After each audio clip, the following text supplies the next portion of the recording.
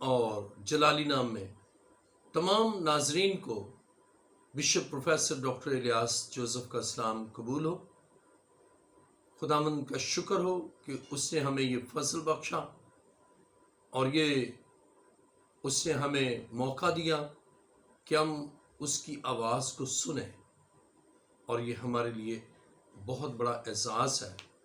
کہ اس نے ہمیں اپنے فضل سے معمور کیا ہے، اور اس کا فضل ہمارے لیے کافی ہے۔ خداوند رحم سے بھرا ہوا خدا ہے، لیکن وہ یہ بھی چاہتا ہے کہ بنی نوع انسان اس کے کلام کے مطابق زندگی گزارے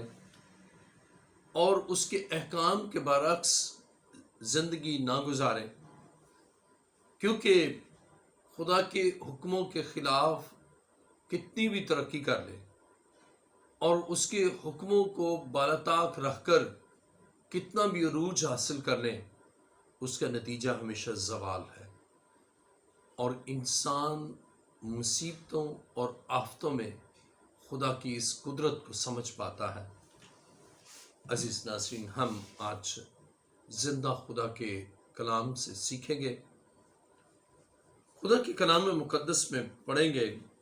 خروج نامہ باب اور اس کی پہلی آیت سے۔ خروج نامہ باب پہلی آیت میں لکھا ہے، تب خداوند نے موسیٰ سے کہا، ہارون کے پاس جا کر اس سے کہہ کہ خداوند عبرانیوں کا خدا یوں فرماتا ہے کہ میرے لوگوں کو جانے دے تاکہ وہ میری عبادت کرے، کیونکہ اگر تو انکار کرے اور ان کو جانے نہ دے اور اب بھی ان کو روکے رکھے، تو دیکھ خداوند کا ہاتھ تیرے چوپایوں پر جو کھیتوں میں ہے، یعنی گھوڑوں، گدھوں، اونٹوں، گائے بیلوں اور بھیڑ بکریوں پر ایسا پڑے گا کہ ان میں بڑی بھاری مری پھیل جائے گی، اور خداوند اسرائیل کے چوپایوں کو مصریوں کے چوپایوں سے جدا کرے گا، اور جو بنی اسرائیل کے ہیں ان میں سے ایک بھی نہیں مرے گا۔ اور خداوند نے ایک وقت مقرر کر دیا اور بتا دیا کہ کل خداوند اس ملک میں یہی کام کرے گا، اور خداوند نے دوسرے دن ایسا ہی کیا، اور مصریوں کے سب چوپائے مر گئے، لیکن بنی اسرائیل کے چوپایوں میں سے ایک بھی نہ مرا۔ چنانچہ فرعون نے آدمی بھیجے تو معلوم ہوا کہ اسرائیلیوں کے چوپایوں میں سے ایک بھی نہیں مرا ہے، لیکن فرعون کا دل متعصب تھا اور اس نے لوگوں کو جانے نہ دیا۔ کلام مقدس کا پڑھا اور سنا جانا ہمارے لیے باعث برکت ہو۔ آئیے اپنے سر کو خداوند کے حضور جھکائیں، سب سر جھک جائیں اور سب آنکھیں بند ہو۔ آسمان اور زمین کے خالق اور مالک، آئے زندہ خدا، میں تیرا شکر، تیری تعریف اور تیری ستائش کرتا ہوں۔ تیرا خاصا ہمیشہ رحم فرمانا ہے، اور تو رحم اور طرز سے بھرا ہوا خدا ہے، اور چاہتا ہے کہ تیرے لوگ تیرے قدموں میں آئیں اور دستے دعا بلند کریں، اور تو ان کی رہنمائی کے لیے ان کی زندگی میں خوشیاں بکھیرنے کے لیے اپنے کلام سے رہنمائی بخشے۔ اے خداوند، میں اپنے آپ کو تیرے حضور لایا ہوں، میرے دل، خیال، سوچوں پر تیرے پاک روح کا کنٹرول رہے، اور جو کچھ باتیں تو اپنے لوگوں سے کرنے کو ہے،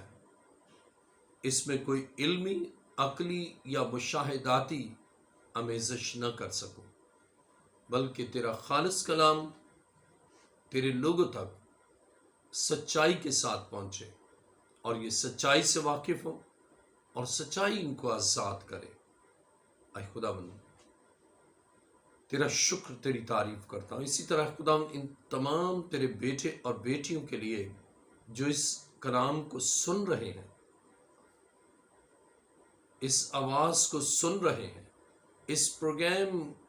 کو دیکھ رہے ہیں، تمام ویورز کے لیے تیری برکت چاہتا ہوں، آسمانی حکمت چاہتا ہوں، دانائی اور تدبر چاہتا ہوں، اور فہم و فراست چاہتا ہوں، تاکہ وہ تیری ان عظیم، عمیق اور گہری باتوں کو تیرے پاک روح کے وسیلہ سے سمجھ سکیں۔ اے خدا، میری دعا کو سن اور قبول فرما۔ یہ دعا مانگتا ہوں تیرے پیارے بیٹے اپنے خداوند یسوع مسیح کے وسیلہ سے، آمین۔ عزیز ناظرین، آج کا ہمارا مضمون ہے مویشیوں میں مری کی آفت۔ مویشیوں میں مری یعنی موت۔ اور خداوند نے بارہا فرعون سے کلام کیا، اپنے خادم کو بھی بھیجا، اور یہ ترتیب کے اعتبار سے یہ 5ویں آفت ہے جو ملک کے مصر پر خدا نے نازل کی، اور اس سے خدا کا رحم ظاہر ہوتا ہے۔ خدا چاہتا تو پہلی آفت میں ہی سب کو ختم کر دیتا، لیکن خدا رحم سے بھرا ہے، وہ دکھ تو دیتا ہے، مصیبت کو تو آنے دیتا ہے، لیکن اس مصیبت میں اور اس آفت میں خدا انسان کا یہ رد عمل چاہتا ہے کہ انسان خدا کی مرضی کو سمجھ لے، خدا کے کلام کو جان لے، اور اپنی زندگی کے ہر پہلو کو خدا کے کلام سے ہم آہنگ کرے۔ یہ ہے خدا کا بنیادی مقصد، دکھوں اور مصیبتوں میں ڈالنے، اور پھر جب انسان سمجھ لیتا ہے، خدا اس دکھ سے اپنے لوگوں کو نکال بھی لیتا ہے۔ لیکن جب وہ ہٹ درمی پر رہتا ہے، جب وہ سرکشی پر ہی رہتا ہے، جب برگشتگی میں ہی اپنی زندگی گزارتا ہے، اور بے راروی اور کج روی سے کنارہ کش نہیں ہوتا اور راہ راست پر نہیں آتا، تو دکھ ختم ہونے کے بعد ایک اور دکھ آ جاتا ہے، ایک اور مصیبت آ جاتی ہے، ایک اور آفت آ جاتی ہے، اور خدا اس طرح اس بھٹی سے، انسان سے وہ ساری آلودگی اور ساری کثافت کو دور کر کے اسے خالص اپنے لیے بناتا ہے۔ خدا کے کلام مقدس میں ہم پڑھیں گے خروج نامہ باب اور اس کی پہلی آیت۔ تب خداوند نے موسیٰ سے کہا، فرعون کے پاس جا کر اس سے کہہ کہ خداوند عبرانیوں کا خدا یوں فرماتا ہے، میرے لوگوں کو جانے دے تاکہ وہ میری عبادت کریں۔ عزیزو، خدا رحیم ہے، اور یہ اس کا رحم ہے کہ وہ اب موسیٰ کو فرعون کے پاس بھیجتا ہے تاکہ وہ پھر وارننگ دے، تاکہ پھر انتباہ کرے، اور فرعون توبہ کی طرف مائل ہو۔ خدا اپنے خادم کو اب یہ موقع دیتا ہے کہ وہ جا کر کلام سنائے، اس کے پاس جائے، اس کے گھر میں جائے، اس کے کورٹ میں جائے، اور اس طرح اس کو خدا کی آواز بتائے، خدا کا کلام جو اس کے لیے ہے بتائے۔ اور یہاں پر ہم خدا کے کلام مقدس میں دیکھتے ہیں خروج نامہ باب اور اس کی پہلی آیت۔ تب خداوند نے موسیٰ سے کہا، فرعون کے پاس جا کر اس سے کہہ، خداوند عبرانیوں کا خدا یوں فرماتا ہے کہ میرے لوگوں کو جانے دے تاکہ وہ میری عبادت کرے۔ میرے لوگوں کو جانے دے۔ عزیزو، خدا کے کلام مقدس میں ہم دیکھتے ہیں خدا کہتا ہے کہ میرے لوگوں کو جانے دے، میرے لوگوں کو جانے دے تاکہ وہ میری عبادت کرے۔ یعنی یہ لوگ خدا کے ہیں،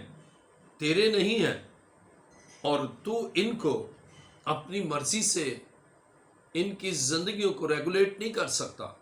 بلکہ خدا برملا کہتا ہے کہ یہ میرے لوگ ہیں اور میرے لوگوں کو جانے دے۔ عزیزو، کس قدر خدا اپنے لوگوں کو آن کرتا ہے، اپنے لوگوں کو جو کہ دکھ میں ہے، حالانکہ دکھ اور مصیبت میں عام طور اپنے بھی چھوڑ جاتے ہیں، مشکلات میں اپنے بھی چھوڑ جاتے ہیں، لیکن خدا کہتا ہے کہ میں اپنے لوگوں کو تیرے چنگل سے نکالوں گا، تیرے تسلط سے نکالوں گا، اور تو میرے لوگوں کو جانے دے۔ عزیزو، کس قدر خدا عظیم ہے کہ اپنے لوگوں کو چاہتا ہے کہ وہ جائیں اور خدا کی عبادت کریں بغیر کسی خوف کے۔ اور موسیٰ کو بھی خدا نے بھیجا کہ وہ بے خوف ہو کر جائیں، اس پر فرعون کا خوف نہ ہو، فرعون کا ڈر نہ ہو، اور اس کی حاکمیت سے اور اس کے تسلط سے اسے گھبرانے کی ضرورت نہیں، اس لیے کہ زندہ خدا اس کا خدا ہے۔ عزیزو، خدا اپنے لوگوں کو ہر طرح کے خوف سے رہائی دیتا ہے، اور چونکہ خدا کے لوگ ہیں اس لیے زندہ خدا کے لوگ ہونے کے باعث ان کی زندگی میں خوف نہیں، کسی بھی اعلیٰ شخصیت کا، شیطان کے نمائندوں کا اور ان کے اعلیٰ کاروں کا کوئی خوف نہیں، اس لیے کہ خدا ان کے ساتھ ہے۔ اور موسیٰ کو خدا نے دلیری اور جسارت کے ساتھ بھیجا تاکہ خدا کے لوگوں کو وہ جانے دے اور وہ خدا کی عبادت کرے۔ اور یہاں پر ایک خاص بات ہم دیکھتے ہیں، خدا کہتا ہے یہ میرے لوگ ہیں، اور خدا فرعون سے چاہتا ہے کہ وہ ان کو جانے دے، اور اس لیے جانے دے کہ اسرائیل خدا کے لوگ ہیں، اور اس لیے جانے دے کہ وہ خداوند کی عبادت کرے، یعنی خدا کی خاطر جانے دے اور خدا کی عبادت کرے۔ اس کے معنی یہ ہے کہ خدا کے لوگ خدا کی عبادت کے لیے ہیں، خدا کے لوگ خدا کے تعظیم اور اس کی تعریف کے لیے، خدا کے لوگ اپنے لیے نہیں ہیں، اپنے خدا کے لیے ہیں۔ اور خدا کے کلام مقدس میں واضح طور پر ہم دیکھتے ہیں خدا چاہتا ہے کہ فرعون ان کو جانے دے خدا کی خاطر، اور وہ اسرائیل کے بچے نہیں بلکہ خدا کے بچے ہیں، اور خدا اپنے بچوں کو یہ چاہتا ہے کہ وہ اس کی عبادت کرے۔ اور یہاں پر ہم دیکھتے ہیں کہ خدا نے فرعون کو پھر وارن کیا ہے، اور یہ وارننگ دی گئی ہے کہ ایک اور آفت آئے گی، اور یہ آفت بالکل تیار ہے، اور یہ اس کے مویشیوں پر آئے گی، یہ آفت اس کے مویشیوں پر آئے گی۔ اور ایک خاص بات یہ کہ خدا کے لوگوں یعنی اسرائیل کے مویشیوں پر یہ موت کی آفت نہیں آئے گی۔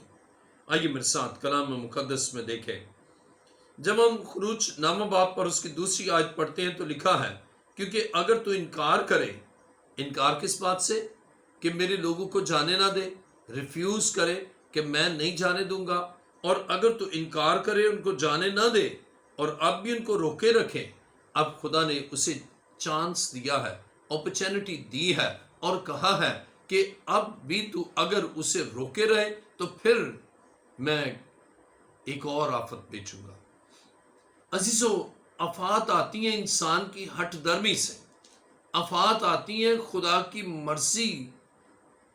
کو بالا طاق مسلسل رکھنے سے، آفات آتی ہیں خدا کے کلام سے انحراف کرنے کے سبب سے، اور آفات آتی ہے جب انسان بار بار خدا کی مرضی کو سن کر اس کے تابع نہیں ہوتا، اس کے کلام کو سنتا ہے لیکن اس کلام کے مطابق اپنی زندگی نہیں ڈالتا، اور پھر ایک اور آفت آتی ہے۔ اور میں یہ سمجھتا ہوں کہ خدا ان مصیبتوں میں انسان کو سکھاتا ہے کہ وہ فرما برداری سیکھ لیں، وہ اطاعت کرنا سیکھ لیں، وہ خدا کے مطیع ہو جائیں اور خدا کی مرضی کے برعکس زندگی گزارنے سے باز آئیں۔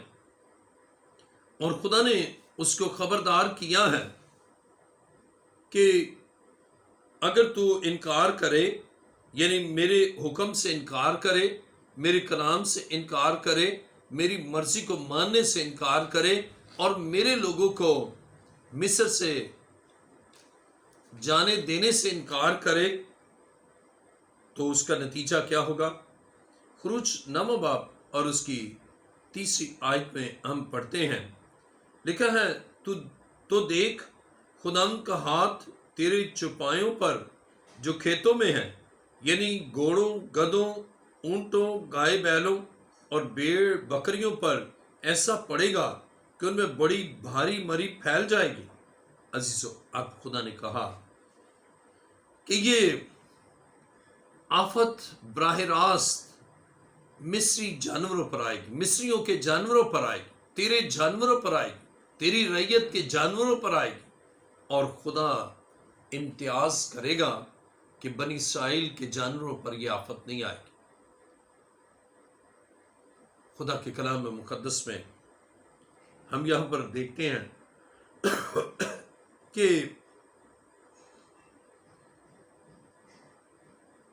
مصری جانوروں کو اس اعتبار سے بھی اہم سمجھتے تھے کہ مصری یہ سمجھتے تھے کہ گائے وہ بڑی معتبر ہے اور یہ ان کے دیوتا ہیتھر، اور جس کے بارے میں کہا جاتا تھا یہ ایک ان کی گاڈس ہے، اور اس طرح نہ صرف یہ بلکہ ان کا جو خدا ہے وہ جانور بل کو وہ ایپس اور مینوس سمجھتے، ریم کو وہ اپنا گاڈ خنوم سمجھتے، اور گائے کو ہیتھر، یعنی اس طرح جانور جو ہیں، یعنی بچڑا اور گائے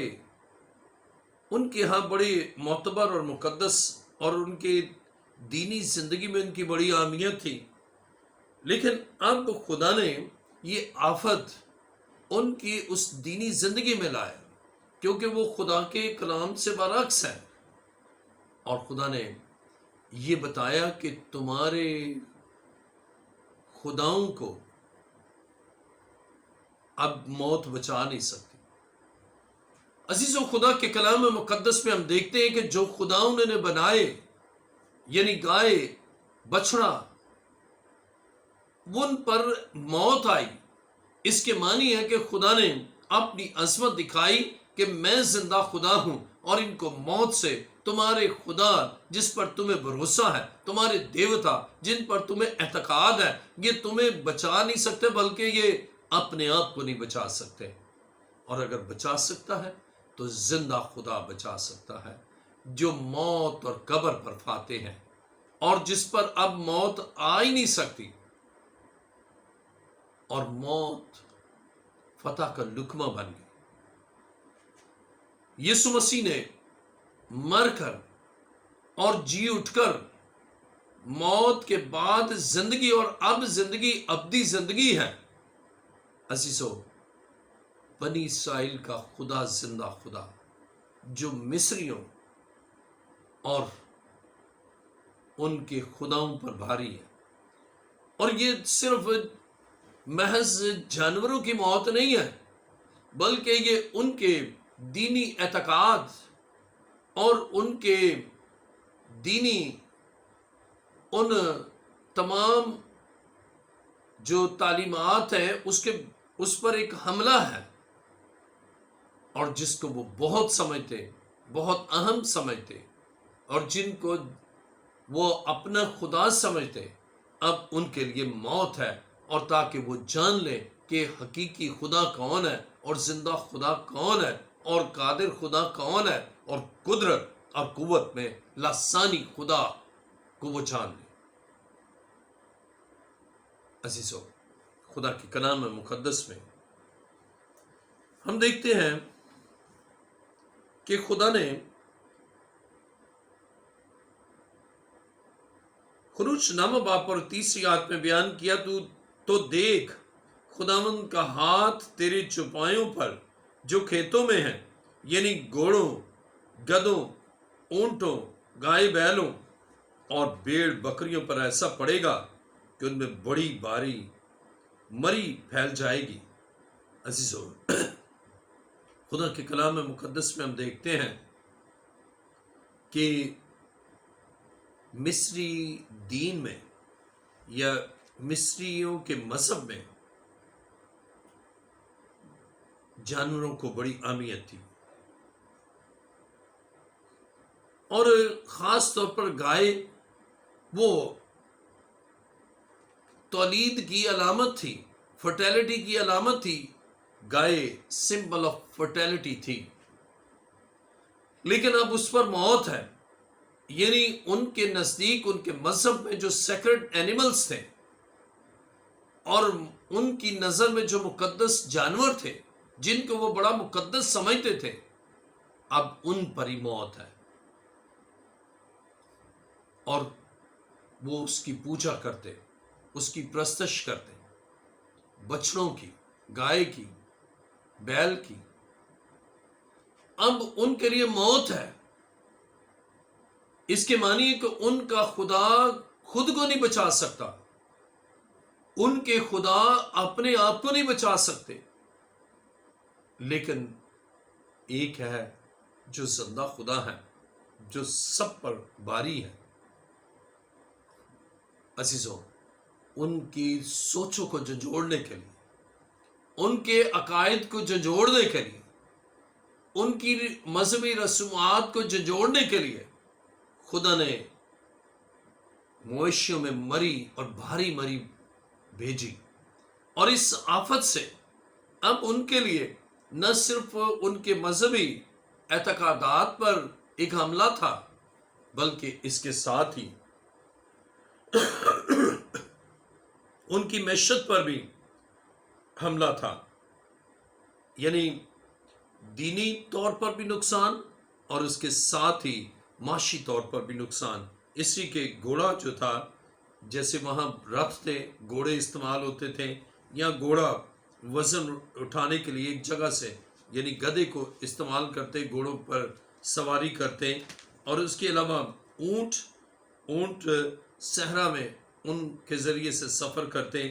اور اسی طرح بیل وہ ہل چلانے کے لیے استعمال کرتے، اور بیڑیں جن سے وہ اون لیتے. اور یہ جانور ان کی معاشی ترقی میں بڑا اہم رول پلے کرتے، ان کی معیشت پر بڑا اہم اثر ہوتا. لیکن اب ان کے لیے موت ہے، تو اب ان کی ساری معاشرتی زندگی کو بھی خدا نے بالکل برباد کر دیا، کہ وہ اپنی معیشت پر ان کو بڑا فخر کہ ہم بڑے امیر ترین ہیں، ہمارے پاس بہت ہی مویشی ہیں، ہمارے پاس کیٹل ہے، ہمارے پاس شیپ ہے، ہمارے پاس آکسن ہے، ہمارے پاس ہارسز ہیں. اور خدا نے ان کی اس معاشی عظمت کو بھی اس سے ہمیشہ کے لیے برباد کیا. عزیزو، انسان ایسے غلط عقائد میں جب آگے بڑھتا ہے، ایسی غلط دینی رسومات میں آگے بڑھتا ہے، اور پھر اس کا معاشی نظام بڑا ہی اعلیٰ ہوتا ہے. آج بھی بہت سے ایسے ہیں جو خدا سے جدا لیکن معاشی طور پر خوشحال ہیں، لیکن ایک وقت آتا ہے خدا انہیں سمجھاتا ہے، خدا انہیں سکھاتا ہے کہ وہ خدا کی عظمت کو جان لے، خدا کی قدرت کو جان لے، خدا کے فرما بردار ہو جائیں، اور اگر نہیں ہوتے تو پھر خدا ان کے معاشی نظام کو بالکل بکھیر دیتا ہے، معاشی نظام بالکل روبہ زوال آ جاتا ہے، اور ان کا معاشی نظام جب وہ گراوٹ اور پستی کی طرف اور زوال کی طرف ہوتا ہے، اور پھر وہ کولیپس ہو جاتے ہیں اکنامکلی، تو پھر وہ خدا کی طرف آتے ہیں۔ بعض اوقات معاشی خوشحالی میں انسان خدا سے جدا رہتا ہے، معاشی خوشحالی میں خدا کو جانتا ہی نہیں، اور معاشی خوشحالی میں اپنی آسائشات میں، اپنی تفریحات میں اور اپنی زندگی میں اعلیٰ سے اعلیٰ ہونے کے لیے اور پر آسائش اور پرتعیش زندگی کے لیے وہ اس قدر کھو جاتا ہے کہ اپنے خالق کو بھول جاتا ہے،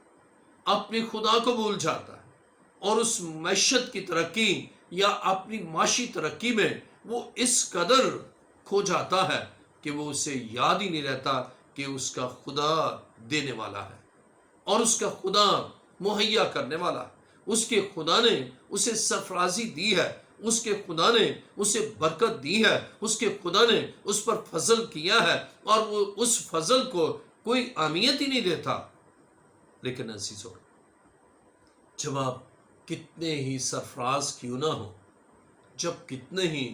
آپ عظیم رتبے پر فائز کیوں نہ ہو، لیکن آپ زندہ خدا کے قدموں میں جھکتے ہیں، آفات آئیں گی لیکن آپ تک ان کی رسائی نہیں ہوگی، آفات آئیں گی لیکن خدا آپ کو پروٹیکٹ کرے گا اور خداوند آپ کو بخشے گا۔ میں نے ایک کتاب پڑھی، اس میں ایک بادشاہ بہت ہی خدا سے پیار کرنے والا تھا، اور بہت خدا سے وہ محبت کرتا، اس کے آئین پر چلتا، اور بہت اس کی ریاست معاشی طور پر مستحکم تھی، اور اس نے حکم دیا تھا کہ کوئی بھی آئے اور آ کر جو اس کا مسئلہ ہے وہ بیان کرے، سائل آئے اور اس کے مسئلے کو وہ سنے گا، اور جو کر سکے گا یقیناً کرے گا۔ بہت سخی قسم کا تھا، اور خدا کی محبت اس میں تھی، اور کوئی اس نے لوگوں کے ساتھ رابطے میں رکاوٹ نہیں رکھی تھی، نہ اسے اپنی جان کا خطرہ تھا، کیونکہ وہ خدا کی راہ پر چلتا تھا۔ عزیزو، ایک شخص بہت ہی مالی بدحالی کا شکار اس کے پاس آیا، اور جب اس کے پاس آیا اور وہ دعا کر رہا تھا، اسے دعا کی، اے خداوند تیرا شکر ہو تیرے بیٹے یسوع کے لیے، جسے تو نے میری خاطر بھیجا، جو میری خاطر اس دنیا میں آیا، اور جو میری خاطر مصلوب ہوا، اس کے سر پر کانٹوں کا تاج پہنایا گیا، اس کے ہاتھوں اور پاؤں میں کیل ٹھونکے گئے، اور میری خاطر مصلوب ہوا، مر گیا، اور تیسرے دن مردوں میں سے جی اٹھا، اور وہ زندہ ہے، اور عبدالآباد زندہ ہے، اور روح القدس کے نزول کے لیے بھی تیرا شکر کرتا ہوں کہ تو نے اپنے پاک روح کو نازل کیا تاکہ میں تیری ان باتوں کو سمجھ سکوں، حکمت اور دانائی سے بری ہوئی باتوں کو میں سمجھ کر ان پر عمل کر سکوں۔ وہ خدا باپ کا، خدا بیٹے کا، خدا روح القدس کا شکر کرتا ہے، اور کہتا ہے خداوند تو نے زندگی دی، تیرا شکر،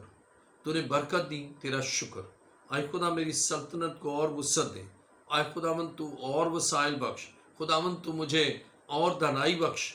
تاکہ میں سلیمان کی طرح حکمت اور دانائی کے ساتھ انصاف کر سکوں۔ اور جب وہ بادشاہ نے آمین کیا، اب اس سے سائل سے پوچھا، فرمائیے کس لیے آپ آئے، کیا آپ کا مسئلہ ہے؟ تو اس نے کہا مسئلہ تھا، اب نہیں ہے۔ اس نے کہا تھا، اب نہیں ہے، تو میں نے تو کچھ آپ کے لیے کیا ہی نہیں۔ اس نے کہا آپ نے میرے لیے بہت بڑا کام کیا ہے، مجھے دانائی دی ہے، مجھے حکمت دی ہے کہ میں خدا سے مانگوں، اور اس کا شکر کرو. جو کچھ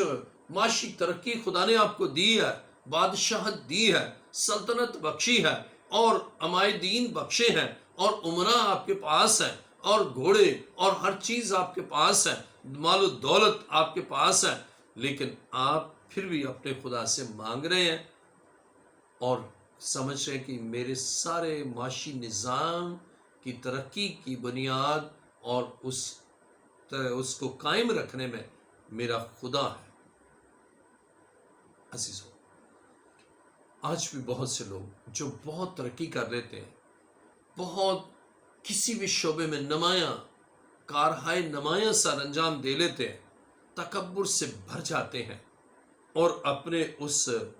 اپنی دانائی پر فخر، اپنے علم پر فخر، اپنے معاشی ڈھانچے پر فخر،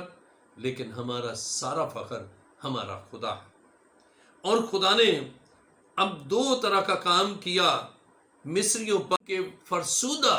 عقائد پر حملہ کیا. ایک تو ان کے فرسودہ مذہبی نظام کو کہ یہ کیسا نظام ہے کہ وہ گائے کو مقدس سمجھ رہے ہیں، بچڑے کو مقدس سمجھ رہے ہیں، اس کو خدا سمجھ رہے ہیں، اور زندہ خدا کو سمجھ ہی نہیں رہے کہ وہ خدا ہے. جانوروں کو، مخلوق کو خالق سمجھ رہے ہیں. وہ گائے کو سمبل آف فرٹیلٹی، تولیدی علامت سمجھ رہے ہیں، لیکن نہیں سمجھ رہے تو زندہ خدا کو نہیں سمجھ رہے. نہیں سمجھ رہے تو خدائے خالق کو نہیں سمجھ رہے، حقیقی خدا کو نہیں سمجھ رہے. عزیزو، خدا کے کلام مقدس میں ہم دیکھتے ہیں کہ خدا نے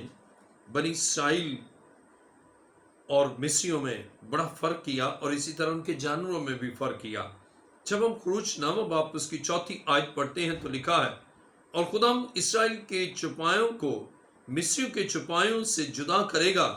اور جو بنی اسرائیل کے ہیں ان میں سے ایک بھی نہیں مرے گا. اب خدا نے واضح کیا کہ یہ کوئی حادثہ نہیں ہے، بلکہ ڈفرینشیٹ کیا، تفریق کی، فرق کیا کہ بنی اسرائیل پر میں فرق کروں گا. اس کے چوپایوں میں سے ایک بھی جانور نہیں مرے گا، اس کے جانوروں میں سے ایک جانور بھی نہیں مرے گا. وہاں موت نہیں ہوگی، وہاں زندگی ہوگی، اس لیے کہ زندہ خدا ان کا خدا ہے، اور ان کا خدا بچانے کی قدرت رکھتا ہے، ان کا خدا پروٹیکٹ کرنے کی قدرت رکھتا ہے، ان کا خدا ان کو اپنے قوی بازو سے بچانے پر قادر ہے. یہ خدا نے بتایا، یہ خدا نے سکھایا مصریوں کو. اور بائبل یہ بیان کرتی ہے کہ فرعون نے اس کلام کو سنا ہے لیکن سمجھا نہیں، سنا ہے عمل نہیں کیا، سنا ہے لیکن اپنی ڈٹائی میں اور اپنی رونت میں وہ اس کلام کو قبول نہیں کر رہا اور نہ کیا. اور اس کا نتیجہ دیکھیں، اس کے کانسیکوینسز دیکھیں. تمام مویشی جو مصریوں کے تھے وہ ہلاک ہو گئے.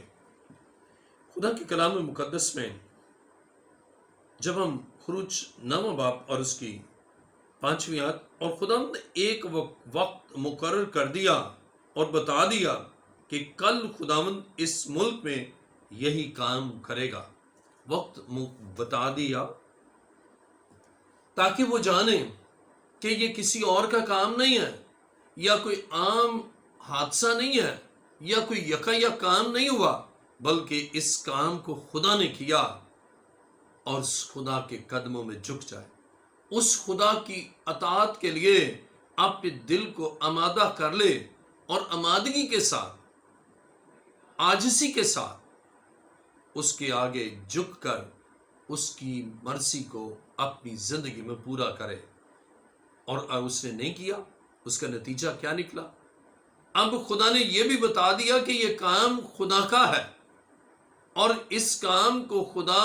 معین وقت پر کرے گا. یعنی حادثہ نہیں ہے یا کوئی اور قوت کام نہیں کر گئے، بلکہ اسی خدا نے کیا ہے جس سے بتایا ہے، اسی خدا نے کیا ہے جس سے موسیٰ کو فرعون کے پاس بھیجا ہے، اسی خدا نے کیا ہے جو بنی اسرائیل کا خدا ہے، اسی خدا نے کیا ہے جو چاہتا ہے کہ اس کے لوگ اس کی عبادت کے لیے بیابان میں جائیں۔ عزیزو، خدا کے کلام مقدس میں خروج 9 باب 6 آیت میں لکھا ہے، اور خداوند نے دوسرے دن ایسا ہی کیا، اور مصریوں کے سب چوپائے مر گئے، لیکن بنی اسرائیل کی چوپایوں میں سے ایک بھی نہ مرا۔ اور خداوند نے دوسرے دن ایسا ہی کیا۔ خدا اپنے کلام کو پورا کرنے والا خدا ہے۔ جو خدا نے کہا وہ کیا۔ خدا اپنے کلام کی تکمیل کرتا ہے، جو کہتا ہے وہ کرتا ہے، اس لیے کہ وہ اپنے وعدوں میں سچا ہے، اور جو کچھ فرماتا ہے اس کو ظہور میں لاتا ہے۔ اب یہاں پر خدا کے کلام مقدس میں خروج 9 باب پر اس کی 6 آیت میں لکھا ہے، اور خدا نے دوسرے دن ایسا ہی کیا۔ اب اسے بتایا، جب ہم خروج 9 باب اور اس کی 5ویں آیت پڑھتے ہیں تو خدا کے کلام مقدس میں ہم یہاں پر دیکھتے ہیں، لکھا ہے خروج 9 باب 5ویں آیت، اور خدا نے ایک وقت مقرر کر دیا اور بتا دیا کہ کل خداوند اس ملک میں یہی کام کرے گا۔ اور جب ہم خروج 9 باب 6 آیت پڑھتے ہیں تو لکھا ہے، اور خداوند نے دوسرے دن ایسا ہی کیا جو خدا نے اپنے بندہ موسیٰ کی معرفت فرمایا، وہ پورا کیا۔ عزیزو، خدا اپنے خادموں کے وسیلہ سے جو کلام کرتا ہے، اپنے ممسوں کے وسیلہ سے، اپنے روح القدس یافتہ خدام کے وسیلہ سے جو کلام کرتا ہے، خدا اس کلام کو پورا کرتا ہے۔ کس قدر ہمارا خدا اپنے کلام کو پورا کرنے والا خدا ہے، نبوتوں کی تکمیل کرتا ہے، جو فرماتا ہے وہ کر کے دکھاتا ہے۔ اور یہاں بھی خدا کے کلام میں ہم پڑھتے ہیں، جو خدا نے کہا خدا نے کر کے دکھایا۔ اور خدا کے کلام مقدس میں خروج 9 باب 6 آیت میں لکھا ہے، اور خدا نے دوسرے دن ایسا ہی کیا، اور مصریوں کے سب چوپائے مر گئے، لیکن بنی اسرائیل کے چوپایوں میں سے ایک بھی نہ مرا۔ خدا کے کلام مقدس میں خدا نے اب فرعون کو دکھایا کہ مصریوں کا خدا طاقتور خدا نہیں ہے۔ مصریوں کے خدا قوت اور قدرت میں زندہ خدا کے ہم اثر نہیں ہے، اس کے مقابلے میں ان کی طاقت زیرو ہے۔ اور کلام مقدس میں خدا نے فرعون پر ظاہر کیا کہ صرف اسرائیل کا خدا قادر خدا ہے، اور مصریوں کے خدا جھوٹے خدا ہے، یا مصریوں کا خدا جھوٹا خدا ہے۔ اور ایک عام بات کہ خدا نے اپنے لوگوں میں اور مصریوں میں فرق کیا۔ عزیزو، کلام مقدس میں ہم دیکھتے ہیں کہ مصریوں کے بھی بہت سے مویشی تھے، اور اس نے ان سب کو مار دیا۔ کلام مقدس میں جب ہم پیدائش 47واں باب، یعنی بائبل ہمیں بیان کرتی ہے کہ مصریوں نے مویشی رکھے تھے، اور اسی طرح فرعون کے بھی مویشی تھے۔ جب ہم خدا کے کلام مقدس میں پیدائش 47واں باب اور اس کی 6 آیت کو پڑھتے ہیں تو لکھا ہے، مصر کا ملک تیرے آگے پڑا ہے، یہاں کے اچھے سے اچھے علاقہ میں اپنے باپ اور بھائیوں کو بسا دے، یعنی جشنی کے علاقہ میں ان کو رہنے دے، اور اگر تیری دانست میں ان میں ہوشیار آدمی بھی ہوں تو ان کو میرے چوپایوں پر مقرر کر دے۔ خدا کے کلام مقدس میں ہم پڑھتے ہیں کہ فرعون یوسف کو کہتا ہے کہ جو ہوشیار ہے ان کو میرے چوپایوں پر مقرر کر دے، کہ ان کی چوپانی کرے۔ اس کے معنی ہے کہ مصر میں بہت سے مویشی تھے، اور وہ مویشی رکھتے تھے، اور فرعون، اس کی عمرہ،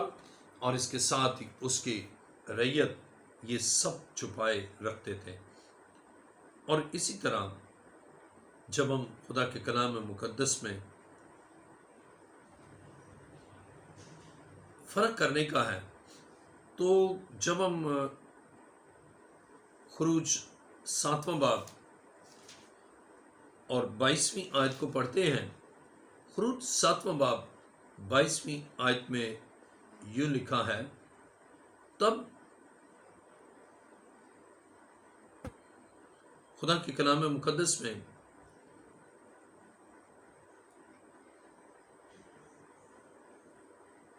خروج 7واں باب 22ویں آیت، تب مصر کے جادوگروں نے بھی اپنے جادو سے ایسا ہی کیا، پر فرعون کا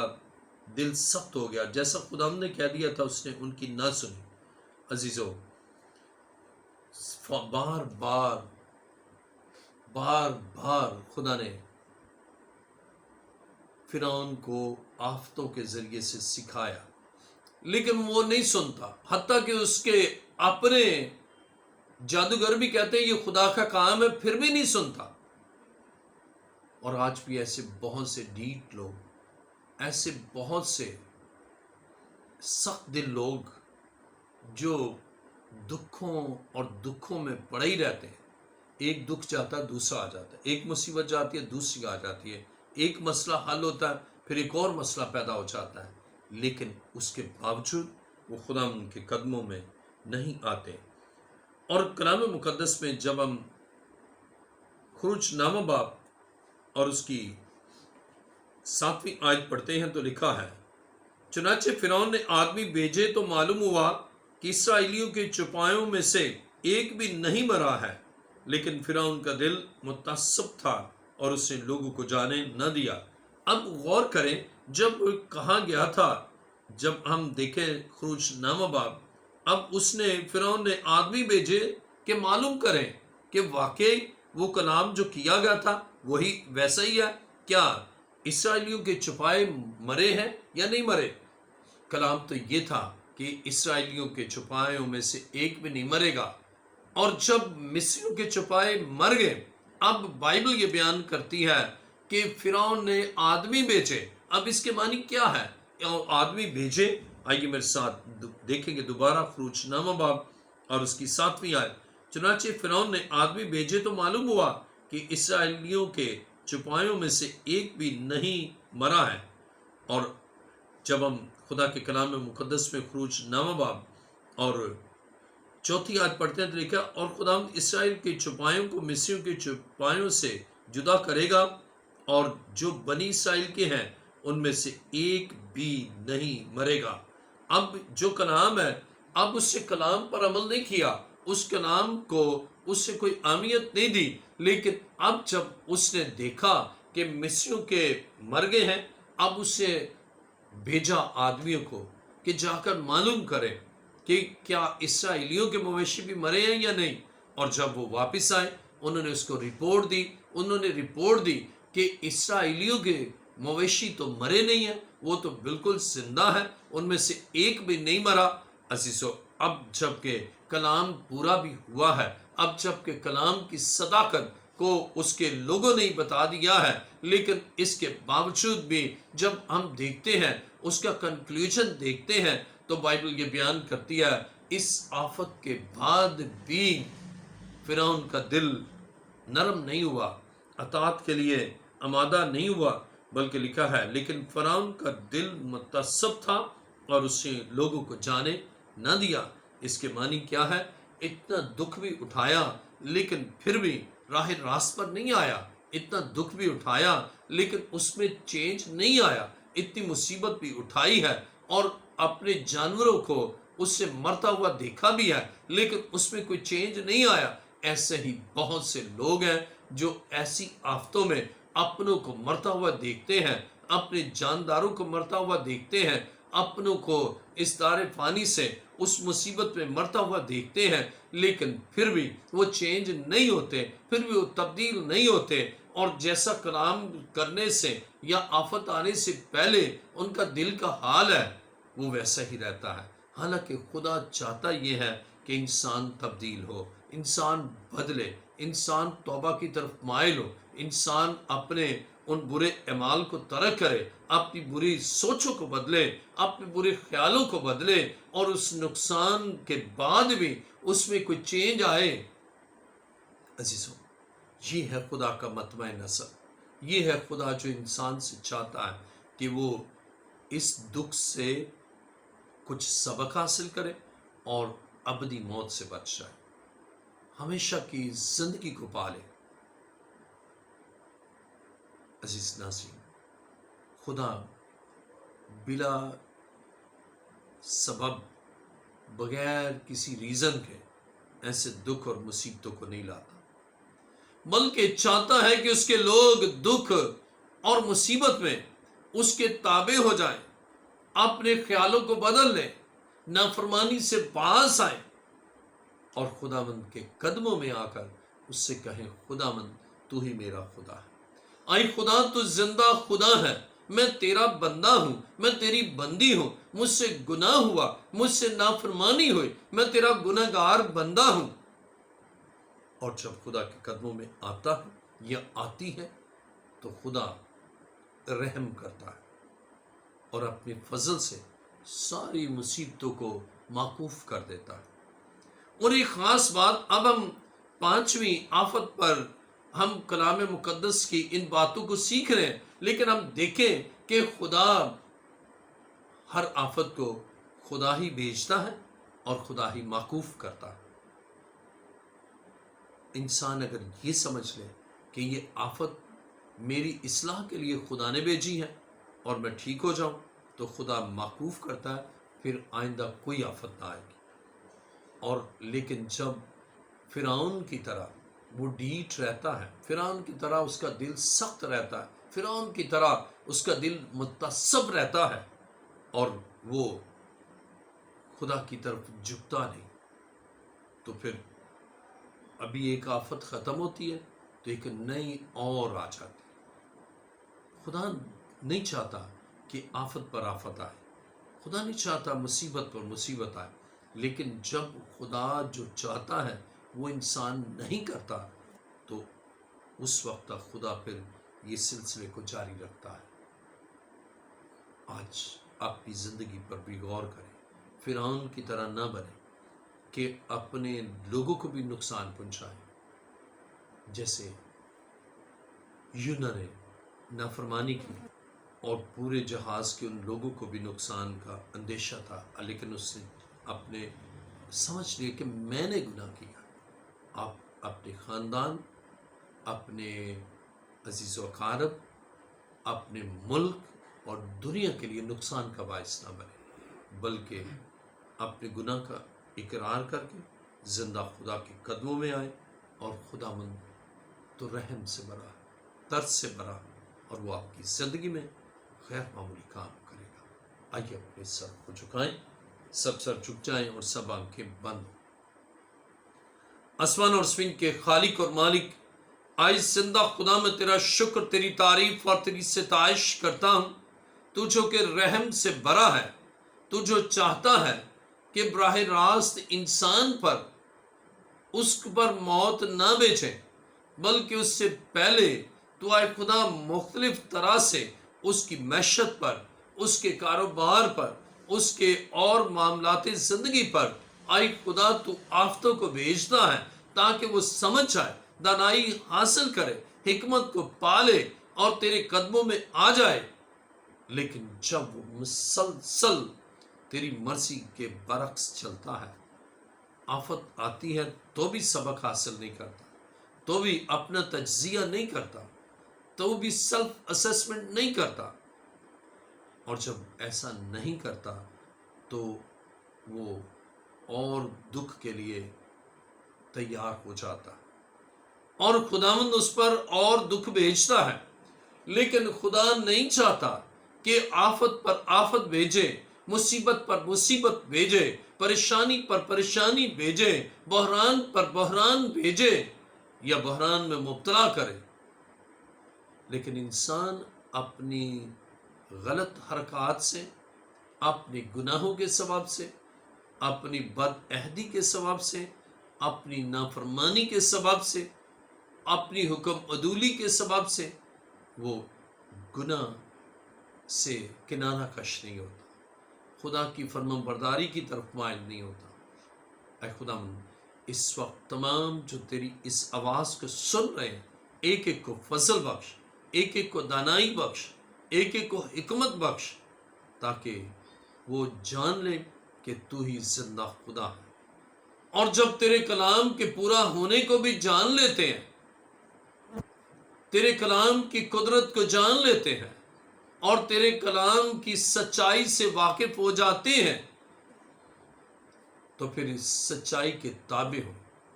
اور وہ یقیناً گناہ سے بھی آزاد ہوتے ہیں۔ اقدس زندہ خداوند تیرا شکر، تیری تعریف اور تیری ستائش کرتا ہوں۔ اس وقت دنیا کے تمام ممالک جن میں کرونا وائرس ہے، آئی خداوند تو ان کو رہائی بخش، آئی خدا ان کو فضل بخش کہ وہ تیرے قدموں میں آئیں، اور اے خداوند وہ جان لے کہ آفتوں کو تو ہی روکنے والا ہے، مصیبتوں کا خاتمہ تو ہی کرنے والا ہے، تو کنٹرولر ہے، اور تو اے خدا اپنی قدرت کو عیاں کرتا ہے۔ آج اے خدا ایک ایک شخص کو، ایک ایک اپنے بیٹے، ایک ایک اپنی بیٹی کو آج فضل بخش کہ تیرے قدموں میں آئیں، اور اے خدا اپنے آپ کو جانچے، اپنا تجزیہ کرے اور جان لے تیری مرضی کے بغیر کچھ بھی نہیں ہے۔ اور اے خداوند فضل بخش کہ ان کی زندگی سے آئی خداوند مصیبتوں کو دور کر، دکھوں کو دور کر، اور جن بیماریوں میں مبتلا ہے ان ساری بیماریوں سے ان کو چھٹکارا بخش، ان کو رہائی دے، اور ان کے گھروں سے بے سکونی کو دور کر، میاں بیوی کی لڑائی کو ہمیشہ کے لیے موقوف کر، اور ذہنی اطمینان اور ازدواجی برکات حاصل ہو، شک کی قوتوں کو جلا دے، بے روزگاروں کو روزگار دے، اور جو بھوکے پیاسے ہیں آئی خدا ان کے اس سارے مسئلے کو، ان کو خوراک مہیا کر، ان کو اپنے کلام سے آئی خدا ان سینچ، اور اے خدا تیرا فضل ہمارے لیے کافی ہے۔ اس وقت اے خدا تیرے قادر ہاتھ کے لیے تیرا شکر کرتا ہوں، اور میں ایمان رکھتا ہوں کہ اے خدا تو نے اپنے قوی ہاتھ سے قدرت کے ساتھ کام کیا۔ تیرا شکر، تیری تعریف کرتا ہوں۔ اب میں تیری حضور منت کرتا ہوں کہ اے خدا اپنے بابرکت ہاتھ کو بڑھا، اور اے خدا کرونا وائرس سے آئے خدا جو آئسولیشن میں ان کو اے خدا تو نجات دے، آئسولیشن آئے خدا وارڈ سے، آئسولیشن گھروں سے آئے خدا نے نکال، اور ان کو مکمل طور پر بحال کر، اور وہ اپنی زندگی کو با مقصد زندگی بنائیں، اپنے آپ کو تیرے قدموں میں لائیں، اور اے خدا تیری رحمت ان پر ہو، اور اسی طرح جو صحت یاب ہے ان کو اپنی پروٹیکشن میں لے۔ آئے خدا دنیا بھر میں جتنے ڈاکٹرز، جتنی نرسز اور جتنے پیرامیڈیکل سٹاف کام کر رہا ہے، ان کرونا وائرس کے مریضوں کے درمیان آئے خدا انہیں کرونا وائرس سے محفوظ رکھنا، ان کو اپنی پروٹیکشن میں لینا، اپنے خون میں چھپا لینا، اور ایک دوسرے خدا تیرا فضل ہمارے لیے کافی ہے۔ اسی طرح ان تمام اے خدا حکمرانوں کو جن ریاستوں، جن ممالک میں کرونا وائرس ہے، ان کو فضل دے کہ وہ حکمت اور دانائی کے ساتھ ٹیکل کریں اور تیرے قدموں میں آئیں۔ اے دوسرا خدا تیرا شکر کرتا ہوں، تو نے سکھایا کہ تو ہی آفتوں کو موقوف کرنے والا ہے، اور تو ہی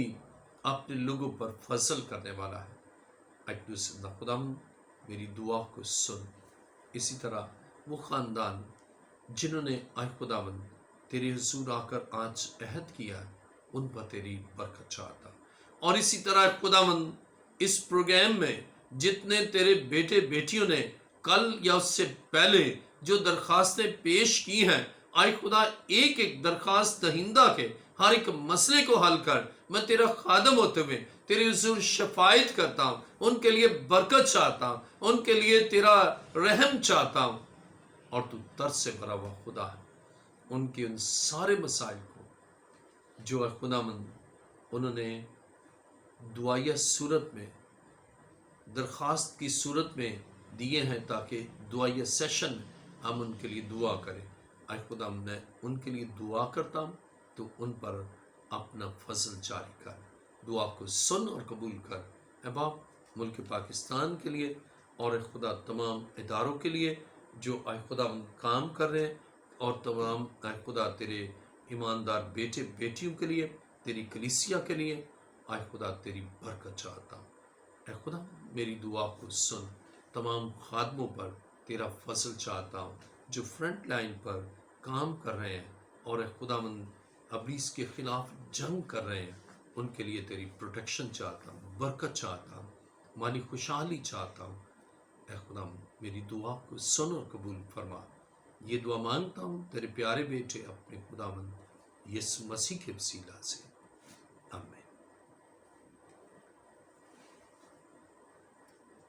عزیز ناظرین، آج جب آپ نے خدا کی آواز کو سنا ہے تو ہمیشہ کے لیے خدا کے قدموں میں رہیں، اور خدا آپ پر اپنی آسمانی روحانی مادی برکتوں کو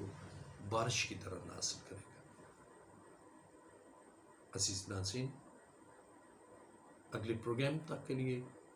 bishop professor doctor Ilyas Joseph کو اجازت دیجیے۔ خدا حافظ۔